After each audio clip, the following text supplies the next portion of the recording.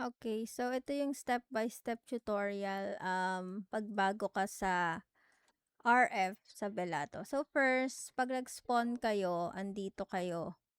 Ayan, scroll out nyo lang gamit yung yung mouse nyo. Ayan. Ayan, tapos, pagka-login nyo, i-click nyo letter H. Ayan. Pagka-click nyo letter H, lalabas dyan keyboard mode para makakalakad ka gamit yung WASD. Pag mouse mode, arrow keys yung pang move mo. So, ayan, depende yan kung saan ka sanay. Basta mag-iiba yung controls mo. Depende sa ano mo. So, usually, keyboard mode gamit namin. Ayan. So, ayan, nandito tayo ngayon sa Belato HQ. Ayan yung labasan. And then, ayan. Ito, teleport yan.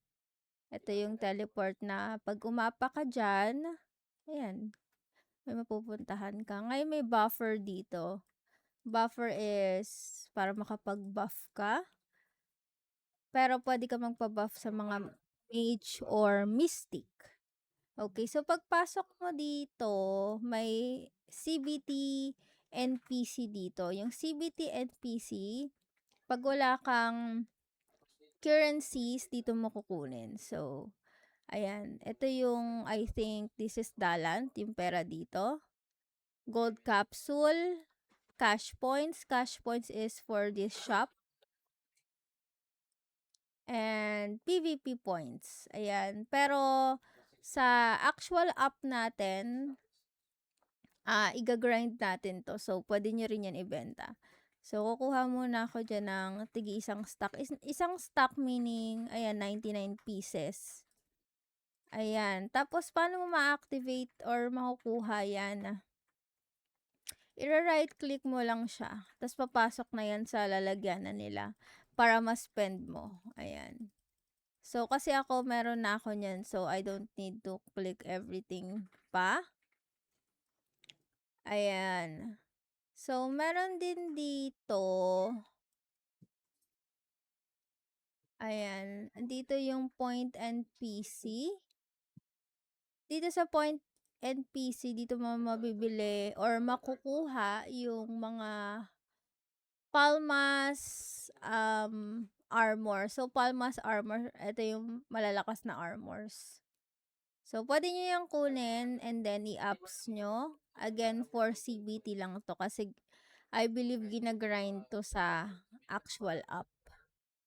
So, yan. Andito lang yan sa gilid. Point NPC. Malapit sa CBT NPC. Ayan, mga palmas. Depende yan sa kailangan nyo. Makikita nyo naman dyan. Ayan, o. May required skill, range skill, may force. So, kung mage ka, force skill, range skill sa yung archer. Ayun. Now, meron kang makikita sa bag mong starting items coupon. Ayan. So, akyat ka lang dito sa hagdan. And then, left side, makikita mo dyan yung hero. Etong sa hero, dito usually yung item combination, which is dito mo lalagay yung mga coupons. Katulad nito. So, iba't ibang coupons marireceive mo on your lifetime dito sa RF. So, click mo yung hero, item combination, and then, lagay mo lang dyan. Ayan. Combine. Free lang naman yan. And then, okay. Tapos, nakita nyo may lumabas pang additional coupons. Ayan. Ganun lang din gagawin nyo. Ayan. So, since, Specto Archer yung kukunin ko for this. Ayan, yan yung nakuha ko sa coupon. And then, meron pa akong coupon dito na later ko na lang i-open. Ngayon, minsan hindi gumagana to pag malayo ka. Kunwari, andyan, tapos nakiklik mo yung hero agad. Minsan, nag-work yan eh. So, kailangan mo lumapit para gumana. Okay? And then, pag nag-fail, relag ka lang. Ngayon, ayan, ito yung hero NPC. May malapit dito, which is... Ayan, exchanger or gold vendor. Ang tawag namin dito gold pig kasi gold na baboy yan. So, click mo lang, item trade. Eto naman, ayan, makikita mo yung Hora Dark Hole Treasure Box. Diyan mo makukuha yung magagandang klaseng LMs, ganon, yung nilalagay dito, parang sing-sing accessories. Ayan, diyan mo makukuha. So, bibilhin mo siya. And, ang gagamitin mo dyan, gold points. Yung kinuha natin, ito. Right click. Ayan, gold points. So, again, I believe walang ganito sa actual app. Dito lang. Ayan, kulang ko ng gold points. So, siguro tayo natin isa. Ayan, so pag nakabili ka na, i-right click mo pa yan. And ano pa yan, kumbaga, what do you call this? Tsambahan pa kung magandang klase makukuha mo or mataas yung stats. Pero itong 24 mataas na yan. Ayan. So, pair dapat yan. So, meron pa yan dito.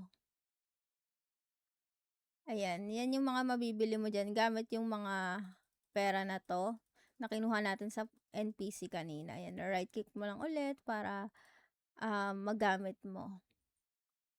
Ayan, sa coin exchange naman, pwede ka mag-set up ng storage mo dito. Ayan, lagyan mo password, magbabayad ka 100k dalat, may storage ka na. And then across that, across ng gold pig, meron ka dito makikitang Talik collector and gem collector. Etong dalawang to, ayan, eto yung pang-upgrade ng mga weapons and armor. So, if ever na weapons ang i-upgrade mo, usually, sa'yo na to kung paano maaralin na. Ang ginagamit namin, Kintalik. Okay? For weapons. Ngayon, for armors, usually, favor talik naman. Okay? So, ayan, bibilihin mo yan. And then, gem collector, eto, lahat to kailangan din. So, tigi-isa niyan, tapos isang talik.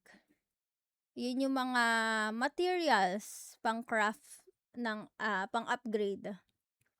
Okay, ngayon, bababa tayo. Babalik tayo dun sa may portal. Ayan yung may CBT NPC, may Point NPC na pinunta natin kanina.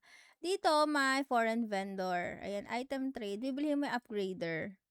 Ayan, bili tayo ng isang upgrader. Pagkabili mo ng upgrader, right click mo lang. Dito mo lalagay yung talik, tsaka yung 4 na pang-upgrade. And then, sa gitna yung weapon. Ayan, parang, ay wait, bawal ata yan.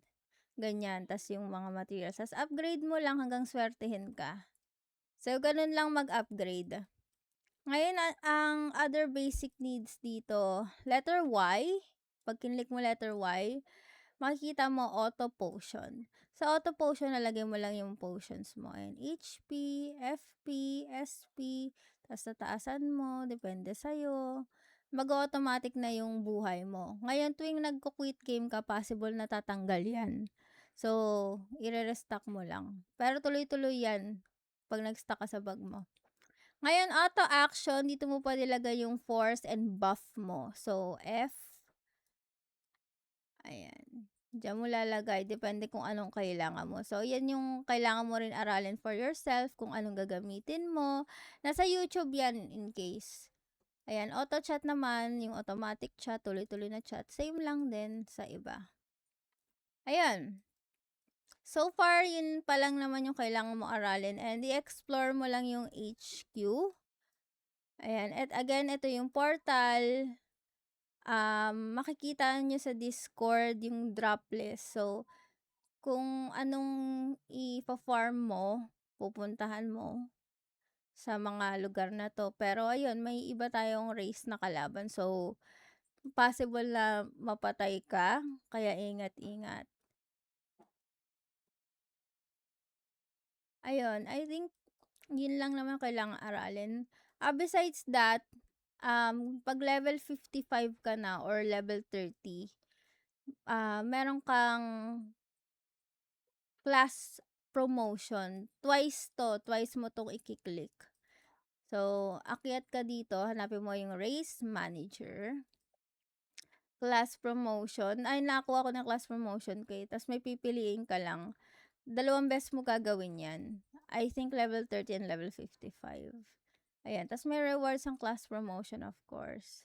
And then ayun mapo-promote ka kasi I think ang PVP points hindi mo 'yun magagamit kung hindi ka promoted.